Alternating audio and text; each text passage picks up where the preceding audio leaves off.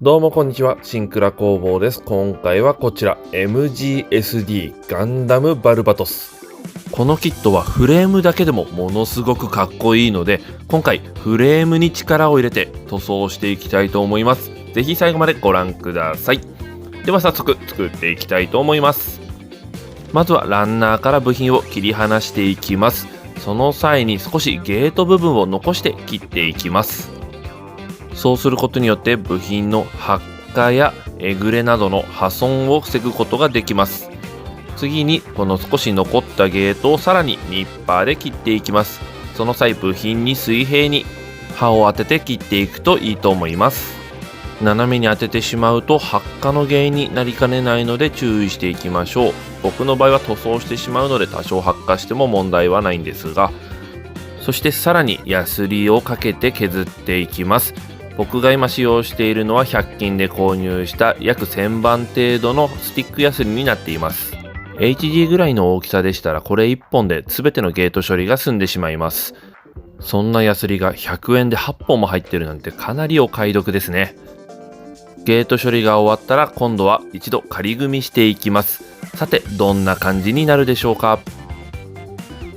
やはり鉄血のオルフェンズのモビルスーツはフレームだけでもかっこいいですね。お腹の部分と首元に見えてるシリンダーもものすごくかっこいいですね。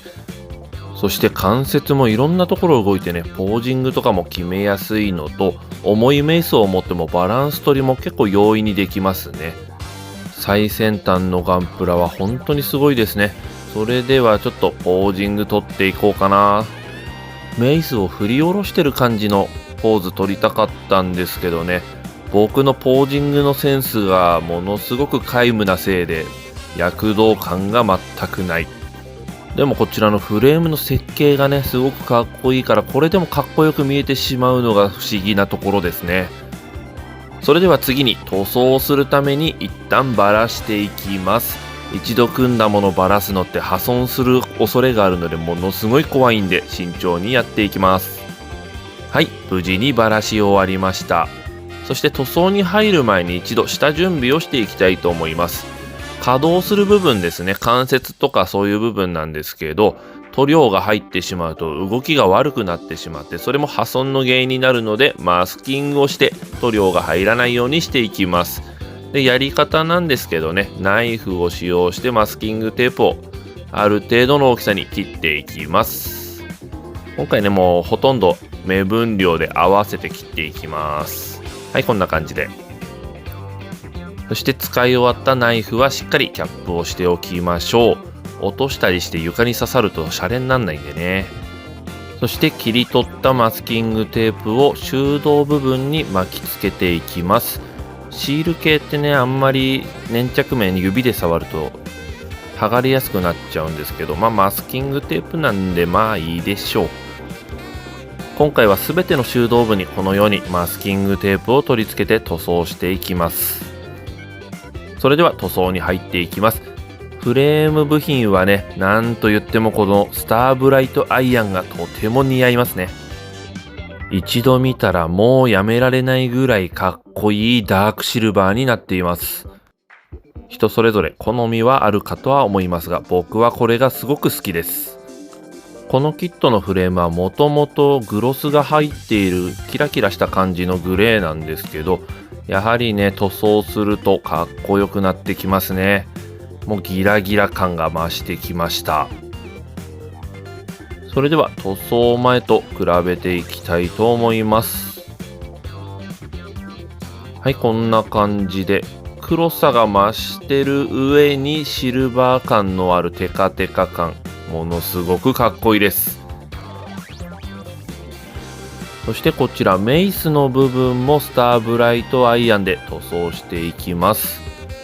バルバトスって言ったらもうメイスを振り回してるのがすごい印象的ですよね。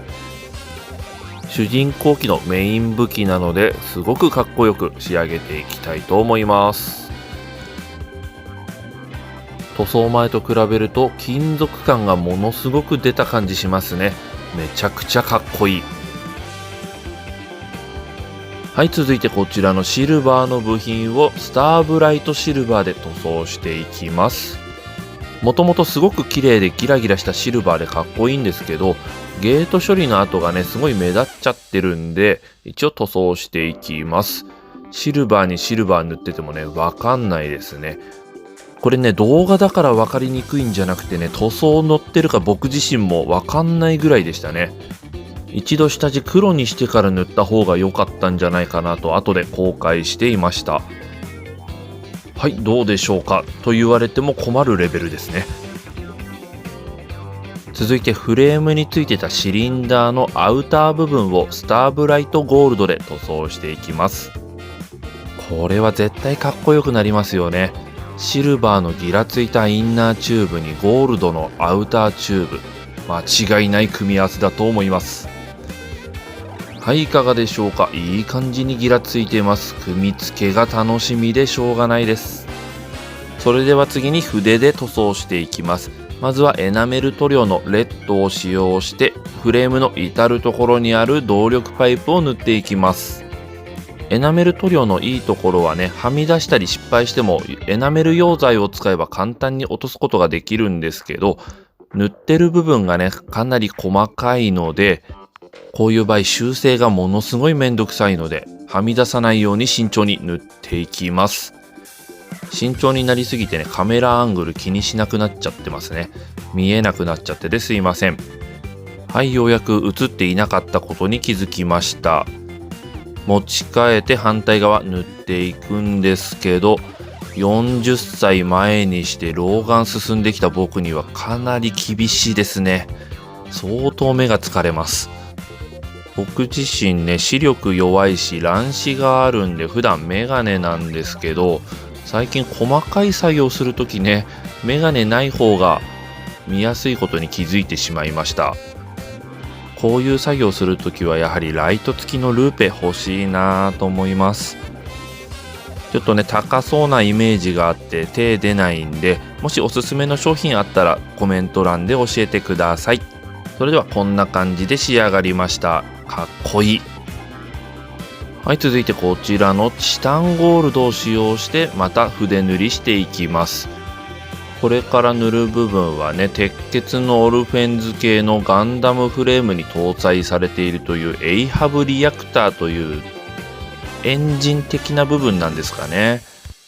ストーリーの中でも詳しくは触れられていないので僕もあまりよくわかんないんですけどね、なんかここ金色に塗るとかっこよさそうなイメージがあったので頑張ってやっていきます。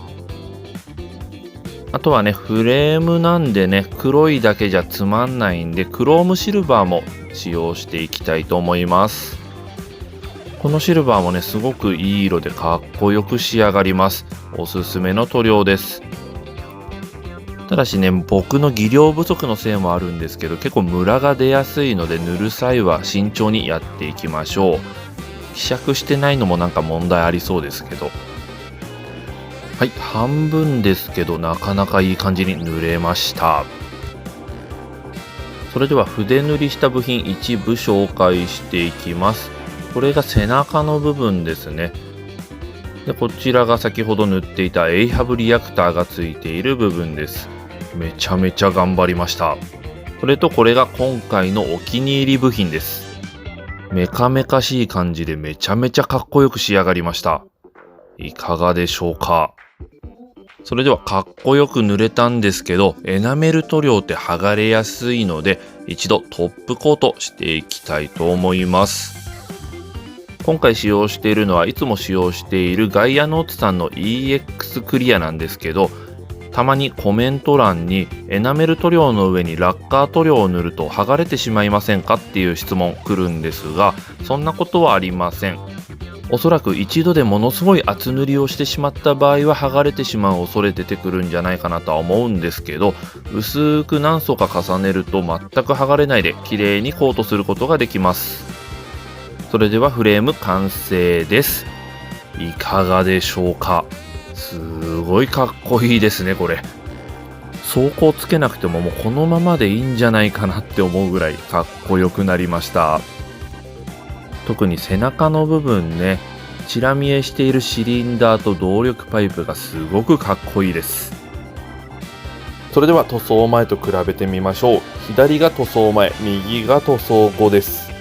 やはりね、赤い動力パイプ、ゴールドのアウターチューブ、ものすごくかっこいいと思います。足首のゴールドのアクセントもすごくいい感じに決まっていると思います。いかがでしょうか。それでは次にポージングやっていきたいと思います。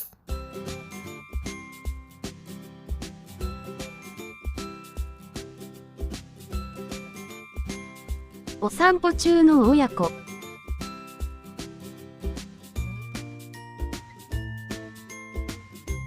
メースが気になる模様。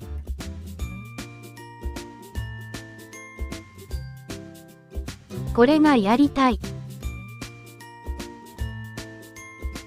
あらあら、こっそり持ち出したようです。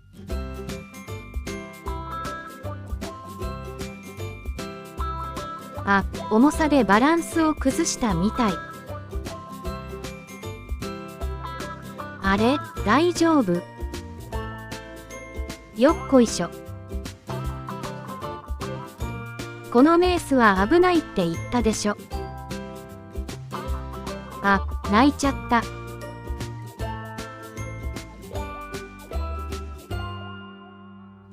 そんなに泣いたら錆びちゃうよ。これなら持てるんじゃないか？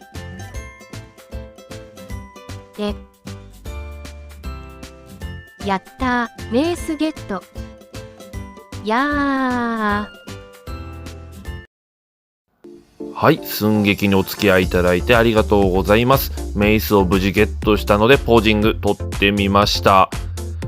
相変わらず躍動感が伝わらない。なかなか難しいですよね。ちなみにこのメイスの持ち手の部分はスターブライトアイアンにメタルレッドを混ぜたらいい感じの茶色になってくれました。すごいかっこいいですね。それでは後ろからも見てみましょう。この背中と首の動力パイプと見えてるシリンダーがすごいいいですよね。はい、今回 MGSD ガンダムバルバトスフレームだけでもかっこいいんじゃないかと思って塗装してみたんですが、いかがだったでしょうか。これがかっこいいと思ってくださった方はチャンネル登録高評価ぜひよろしくお願いいたします。次回は走行の方を組み立てていきたいと思いますので、次の動画もぜひご覧ください。それではご視聴ありがとうございました。